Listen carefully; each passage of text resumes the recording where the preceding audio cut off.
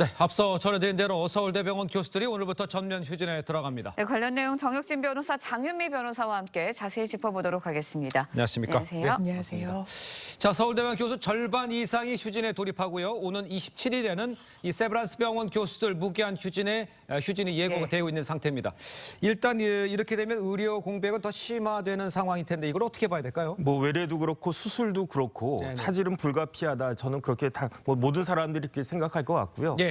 그런데 이전에도 비슷한 상황이 있지 않았습니까? 그렇죠. 그 의료 파업이 2000년에도 있었고 2014년 그리고 2020년에도 있었는데 그런데 제 개인적인 느낌이지만 이전과는 달리 불안하다는 생각이 많이 들어요. 왜 불안하다는 생각이 드냐면은 예. 지금 정부도 그렇지만 특히 무엇보다도 의협의 집행부가 과연 문제 해결의 의지가 있는가, 그다음에 무엇보다도 문제 해결의 능력이 있는가 이런 의심들을 굉장히 많이 하고 있지 않습니까? 네. 그러니까 굉장히 그냥 시간만 질질 끌어가는데 상황이 개선될 조짐은 보이지 않는 가운데 이런 일까지 벌어지니까 모든 국민들, 특히 환자와 그 가족들이 불안해하지 않을 수 없는 그런 상황이 아닌가 싶습니다. 네, 맞습니다. 휴진 장기화 우려가 나오면서 이제 정부가 네. 구상권 청구를 거론하고 나섰습니다. 그런데 의사들을 상대로 한 구상권 청구 가능한 건가요? 일단 정부는 강한 의지를 보이고 있죠. 예. 그리고 일단 일반 휴진이 아니라 이건 의료법에서 금지하고 있는 의료 어떤 진료 거부 행위다 이렇게 규정을 하고 있습니다. 네. 기본적으로 이제 불법 행위이기 때문에 대학 병원장들에게는 해당 교수들에게 적극적인 어떤 구상권 조치를 취하라고 하고 있고요. 네. 정부 차원에서는 일단 환자분들의 피해 사례를 집중적으로 수집하겠다는 겁니다. 네. 그래서 급한 물부터 끄듯이 지원책을 하면 그 부분과 관련해서도 향후 의료기관에 구상을 하겠다는 여지를 남겨놓고 있고 또 하나의 페널티로는 지금 정부에서 해당 병원들의 건강보험료를 지급하는 부분이 있습니다. 네. 상당히 수익과 이제 연동이 네. 돼 있는 부분인데 이렇게 그 휴진을 방치하는 의료기관에 대해서는 선지급하고 있는 이런 건강보험을 중단하겠다 이런 방침도 밝히고 있습니다. 그러니까요. 이제 문제는 내일부터죠. 내일부터 의협의 전면 휴진도 이제 예고가 되어 있습니다. 의협이 요구한 이 3대 요구안을 냈는데 정부에다가 일각에서는 이게 좀 명분 쌓기용 아니냐 이런 시각도 일각에서 있기는 해요. 그러니까 제가 찾아보니까 네네. 그 의협이 정부에 요구한 3대 요구 사항이 첫 번째는 의대 증원안 재논의. 이건 뭐 전면 철회나 이런 게 아니고 예. 재논의란 이야기입니다. 네. 그다음에 어차피 내년도 정원이 이제 정해졌기 때문에 내년에 대해서는 어떻게 할 수 없지만은 어쨌든 재논의를 해보자.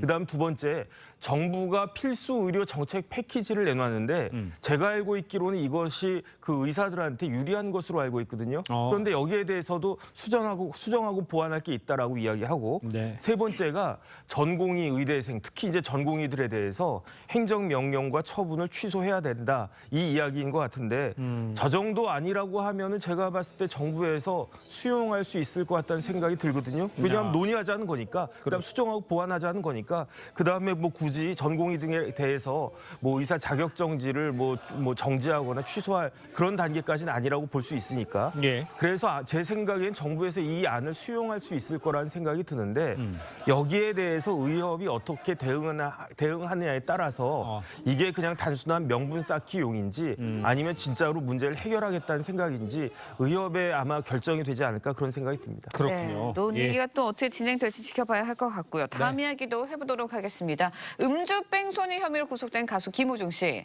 최근 피해자와 합의를 한 것으로 확인이 됐습니다. 이렇다 보니까 이때는 김 씨의 형량이 좀 줄어들 수도 있다라는 이야기가 나와요. 그럴 수 있습니다. 왜냐하면 피해자가 있는 범죄이기 때문인데요. 일단 위험운전 치상이나 이제 특가법상 도주치상 같은 경우에는 상해를 입은 피해자가 존재하는 겁니다.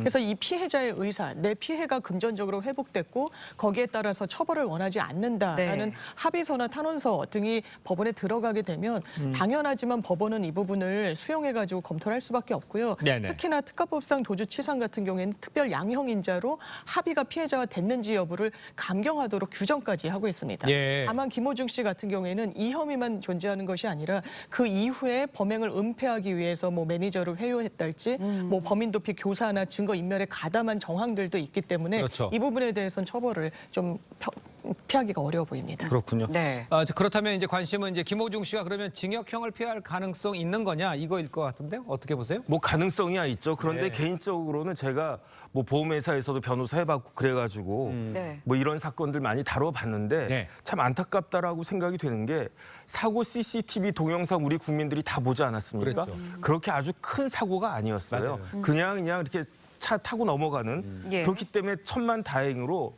그 피해자인 택시 기사님이 크게 다친 것 같지가 않고요. 네. 그다음에 이제 기사님도 전치 2주 진단서 냈다 이렇게 이야기가 나오고 있는데 이 정도면 원래대로 그냥 내려가지고 죄송합니다. 나 술 좀 마셨습니다. 선처 바랍니다. 이렇게 했으면은 전혀 구속될 사안이 아니고요. 그냥 뭐 벌금으로도 끝날 수 있는 그런 사안이었는데 예. 도망가고 범인 은닉하려고 하고 증거 인멸하려고 예. 하다 보니까 굉장히 일이 너무 커져버려가지고 단순한 사건이 지금 징역형을 피할 수 없을 정도의 사건으로까지 비화가 된 거여가지고 이 부분에 대해서는 그 어떻게 이제 선처를 요구하고 또 어떻게 잘하느냐에 따라 가지고 집행유예 정도는 나올 수 있지 않을까 하는 생각이 드는데 그렇다고 해가지고 실형이 안 나오겠다라고 볼 수도 없는 그러한 상황이라고 저는 판단이 됩니다. 그렇군요. 네. 그런데요, 합의가 이루어진 게 사고 발생 한 달여 만입니다. 그렇다 네. 보니까 그 이유를 조금 이야기가 나오고 있는데 경찰이 피해자와 김호중 씨 측의 연락처를 서로에게 알려주지 않았다 그래요. 일단 경찰이 좀 합의를 보거나 연락처를 좀 알려주는데 소극적이었다는 게 양측의 입장인 것 같은데요. 이제 실무에서는 당연하지만 특히나 피해자가 이 가해자 측의 연락처를 알고 싶다라고 하거나 반대의 경우에도 당사자들이 원한다면 이게 개인정보 또 유출의 그렇죠. 문제가 있기 때문에 당사자들의 어떤 그 상황을 체크한 다음에 경찰에서 알려주는 건 상당히 흔한 일이긴 한데 이 부분과 관련해서 경찰에는 이제 수사 중이었고 예. 그때 뭐 혐의 같은 것도 특정이 되지 않아서 좀 바로 알려줄 수는 없었다라고 이야기를 하고 있고 예. 그 이후에 검찰 단계에서는 어느 정도 사건이 좀 윤곽이 좀 잡힌 상태였기 때문에 상호 간의 연락처 교환이 이루어졌던 것 같습니다. 알겠습니다. 자, 다음 이야기도 좀 빠르게 한번 짚어보도록 하겠습니다. 대법원이요, 배우 견미리 씨 남편의 이 주가 조작 혐의에 대해서 유죄 취지의 판단을 내렸습니다. 항소심에서는 무죄가 선고가 됐는데 왜 다른 판결이 나온 거라고 봐야 됩니까? 그러니까 1심은 유죄가 나왔고 예. 원래 구속 기소가 됐었어요. 예. 그래서 견미리 씨의 남편이 구속된 상태에서 재판 받다가 1심에서 중형이 나와가지고 이제 항소까지 했는데 항소심에서는 뜻밖의 무죄가 나왔단 말이에요. 그러니까. 네. 그런데 이 사안이 어떤 사안이냐면 주가가 4,000원이었던 게 한 4개월 만에 3배 이상 14,000원까지 뛰었고요. 아. 그 와중에 견미리 씨의 남편이 20억이 넘는 이게 지금 20억이 아니고요. 10년 전에 20억이란 말이에요. 그러니까 굉장히 큰 예. 돈을 벌었기 때문에 이런 경우에는 사실은 조금 문제가 있는 거 아니냐라고 생각을 했는데 그런데 왜 이렇게 주가가 올랐느냐? 견미리 씨가 직접 뭐 한 6억에 가까운 돈을 투자하겠다. 그다음에 특히 이제 중국에서 아주 거대 자본이 들어온다. 이런 공시를 했는데 다 이루어지지 않고 견미리 씨의 투자도 실질적으로는 견미리 씨 자금이 아니었던 것으로 밝혀진 거였거든요. 오. 그렇기 때문에 대법원에서는 항소심의 판결에도 불구하고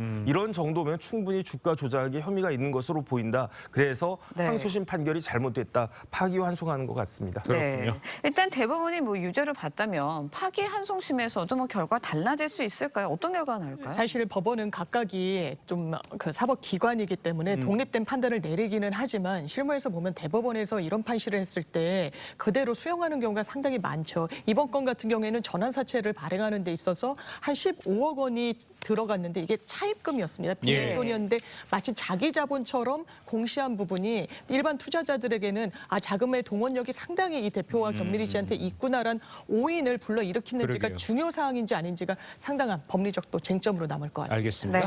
자, 두 분 말씀은 여기까지 듣겠습니다. 고맙습니다. 고맙습니다. 감사합니다.